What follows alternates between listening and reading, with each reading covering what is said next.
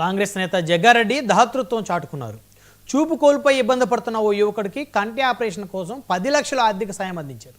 కర్ణాటక రాష్ట్రం కిషన్ పహాన్ శాంతబాబు దంపతులు సంగారెడ్డిలో 15 ఏళ్లుగా నివాసం ఉంటున్నారు. వారి కుమారుడు సంపూరన్ ఏడాది క్రితం ప్రమాదవశాత్తు బైక్ పై నుంచి కింద పడ్డారు.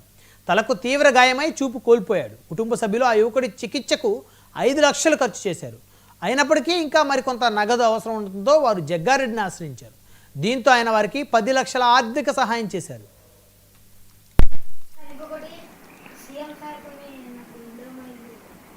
సీఎం గారికి చెప్పి రేవంత్ రెడ్డి గారికి చెప్పి ఇందిరమ్మ ఇల్లు కావాలి చెప్పి అంటే రేపు పుట్టానుకొని వచ్చిరా ఈ రోజు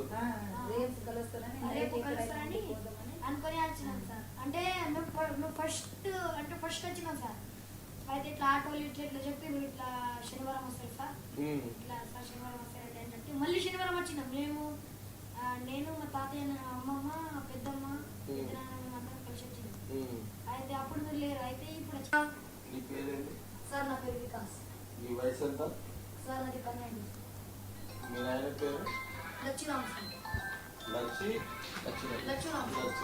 మీ ఆయన ఏం చేస్తుంది సార్? మా నాన్న 2 కిడ్నీలు ఫెయిల్ అయినాయి సార్. మీ నాన్నది కిడ్నీలు ఫెయిల్ అయినాయి ఎన్ని సంవత్సరాలు అయింది సార్? 2 సంవత్సరాలు.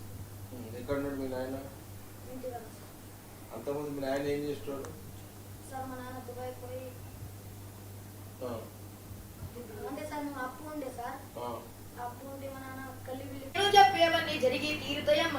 ఓ తల్లి అచ్చమ్మ, నా తల్లి అచ్చమ్మ.